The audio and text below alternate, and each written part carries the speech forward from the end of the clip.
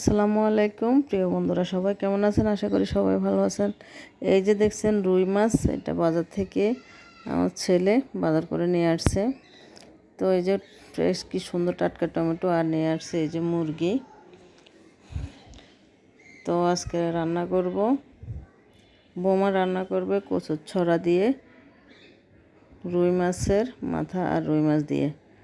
তো মুরগির মাংস আর ভিডিও করতেছি না। তো এই যে মাছের মাথা দিয়ে কচুর ছড়া রান্না করব। তো বসাই দিয়ে কচুর ছড়াগুলো ধুয়ে কেটে পরিষ্কার করে নিয়েছি, বসাই দিয়েছি একটা পাতিলে আজকে আমি তেলে কষা রান্না করবে না, ও রান্না করবে আজকে। পানি বসিয়ে দিয়ে লবণ দিয়ে দিয়েছে পরিমাণ মতো, আদা বাটা, এরপরে দিয়ে দিবে রসুন পেস্ট, পেঁয়াজ দিয়ে দিয়েছে মরিচের গুঁড়া, দিয়ে দিবে হলুদের গুঁড়া।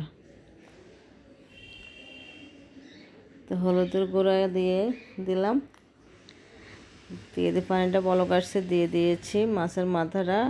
কিছুক্ষণ পরে দিয়ে দিয়েছি কচুর ছড়াগুলো, যেটাকে কচুর মুখী বলে ওইটা।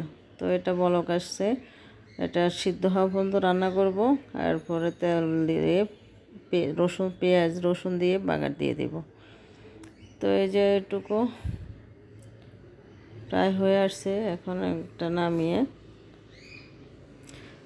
দিয়ে দেব ভেজে রাখা মাছগুলো। এই যে মাছের পিসগুলো ভেজে নিয়েছে, তো মাছের পিসগুলো দিয়েছি।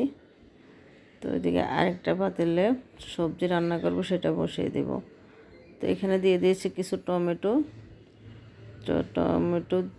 দিয়ে দিয়েছে। এখন এটা রান্না হয়ে আসছে, কিছুক্ষণ পর তেলে বাগার দিয়ে দেব।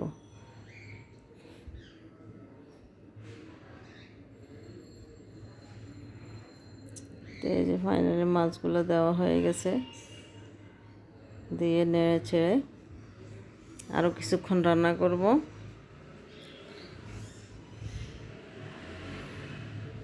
তো যে সময় কচুর ছড়া বা কচুর মুখী খেতে কিন্তু দারুণ লাগে। তো আমার ছেলে আজকে বাজারে গেছে, সকালবেলা বাজার থেকে নিয়ে আসছে।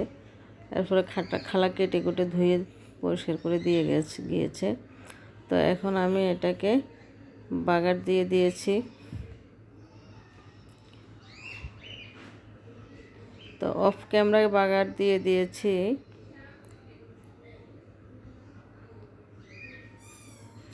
তো এই যে দেখতে ফাইনালি লুকসটা এমন হয়েছে। আপনাদের যদি ভালো লাগে পেজটি ফলো দিয়ে শেয়ার করবেন, অন্যকে দেখার সুযোগ করে দেবেন। আসসালামু আলাইকুম।